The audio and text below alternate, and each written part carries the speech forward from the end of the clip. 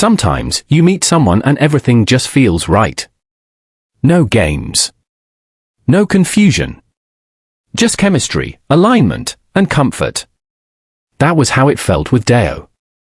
From the very first moment, something inside me whispered, this could be something. We met at a tech networking event, one I almost didn't attend. I was tired, had just wrapped a long week at work, and honestly, I wasn't in the mood for small talk and fake smiles. But my friend Ada had insisted, and I'm glad she did. He wasn't flashy, didn't try to dominate the room. But when he spoke, people listened. And when he turned toward me and smiled, well, that was the beginning of my unraveling. We got to talking. Easy banter. His voice was warm, his words intentional. He asked about my work, my passions, and even my childhood. I felt seen. Not just admired, but understood. That night, we exchanged numbers, and before I left the venue, he sent me a voice note, Amaka, it was refreshing talking to you. Let's do this again, soon. From that moment, I was hooked. We started talking every day. Morning texts, goodnight voice notes, random check-ins. He remembered little things I mentioned in passing. Like how I liked my coffee, or the way I always tucked my hair behind my ear when I was nervous. And I'll be honest, I let my guard down faster than I usually would. After a few weeks, it was like we were already dating. He introduced me to his cousin, invited me to a family brunch, and told me he wasn't seeing anyone else. He said he wanted to take things slow, that he respected me too much to rush. That sentence right there, that I respect you too much, it got me. It made me feel like he saw me as a woman of value. Someone different. So when he kissed me one Friday evening after dinner, my heart responded.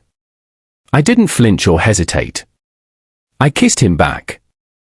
And that night, when things went further, I didn't fight it. It felt right. Like an extension of our connection. Like something beautiful. We lay there afterward, holding each other. He rubbed my back and whispered, "You're amazing, Amaka." I feel lucky. I smiled, feeling like the stars had finally aligned for me. But the next morning, something was off. He was polite, yes. But distant. Like he was in a hurry to leave. He said, "I'll call you later, yeah," and left. I waited. 1 hour. Then 3. Then night came. No call. I sent a short text, "Hope you're okay." And got a dry reply, "Yeah, just a bit busy. Talk later." The later never came. Over the next few days, he grew colder. Our conversations shrank from paragraphs to one-liners. From voice notes to K and LOL. I knew something had shifted. And deep down, I knew why. I'd given in too soon. My mind started spiraling. Maybe I misread the signs. Maybe he just wanted one thing. Maybe I should have waited longer. Maybe I was too available. I replayed that night over and over in my head. Was I too eager? Too emotional? Too trusting? I started texting more, hoping to reignite what we had. I'd send long, thoughtful messages, he'd reply with dry, lukewarm responses. Sometimes, no response at all. I was overcompensating. Begging for his attention. Diminishing myself just to get a fraction of what I once had. One night, I stood in front of my mirror and asked myself, who is this woman? I didn't recognize her. That was the night I broke. I cried. Not because he pulled away, but because I had abandoned myself. My friend Ada noticed the change. I wasn't eating well, wasn't smiling like I used to. She came over one evening, held my hand, and said, "You need help. Please talk to someone." She recommended Coach Margie. At first, I hesitated. I was ashamed. I didn't want to admit that I had allowed a man to affect me this deeply. But something told me, do it. So I booked a session. That first session with Coach? It changed everything. She didn't judge me. Didn't ask, why did you sleep with him? She just listened.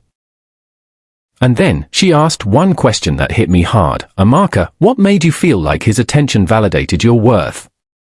I broke down. Because truthfully, even after all my healing, part of me still thought I had to earn love. That I had to be good enough to stay desirable. That giving too much too soon meant I had ruined my value. Coach Margie looked at me and said, you are not the mistake you made. One moment of vulnerability doesn't cancel your worth. You're still the prize. Those words? They stirred something inside me. That night, I did something I hadn't done in weeks. I turned off my phone and journaled. I wrote, I am not the sex I gave. I am the woman I am becoming. I started showing up for myself again. I went back to the gym. Cleaned my apartment. Took myself out to lunch. I wore lipstick again, not for anyone, but for me. Every morning, I looked into the mirror and whispered, I'm still the prize. The more I did that, the more I believed it. And then, he came back. Deo texted, hey stranger. Been thinking about you. I laughed. The irony. He tried to revive the vibe. Said he missed me. Said he'd been going through a lot. That he wanted to see me. And you know what? I didn't even feel flattered. Because now, I saw clearly. He didn't leave because I wasn't valuable. He left because he wasn't capable of valuing me. I replied, I've done a lot of growing. I'm no longer available for inconsistency. He tried to gaslight me. Said I was overreacting. Said I was making it bigger than it was.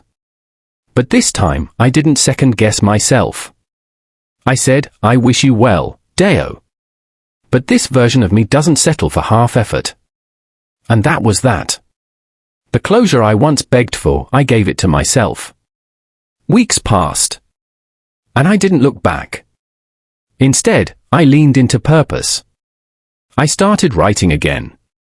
I volunteered. I poured into other women.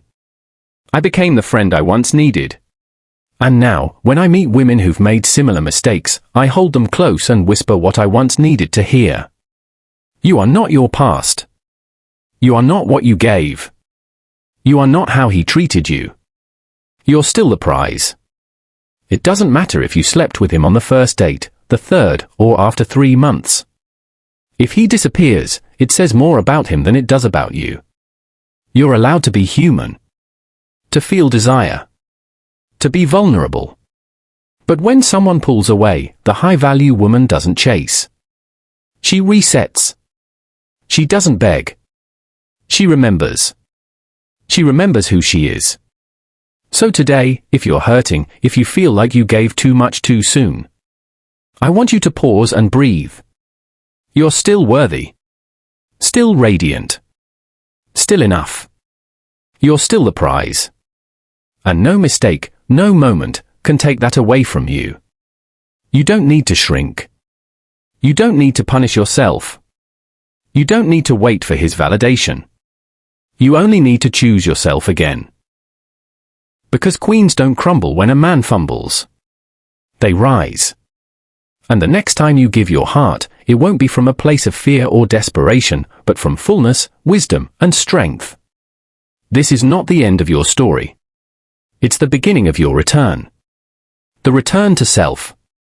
To worth. To power. To peace. And when the right one comes, and he will, he won't make you doubt your value after intimacy. He'll honor it. Because you will have already honored it first.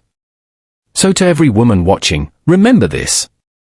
You don't lose your crown because someone didn't see it. You're still the prize. If this story touched you and you're ready to take your healing, confidence, and self-worth to the next level, I'm here for you.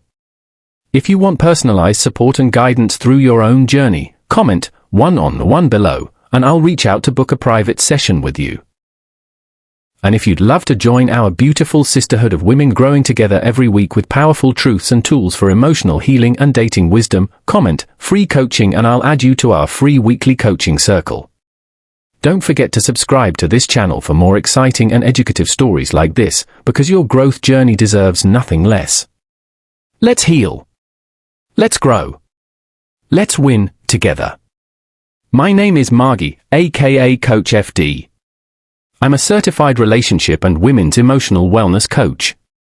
My darling queen, I want you to always remember that you are not alone. You are not forgotten. You are not disqualified.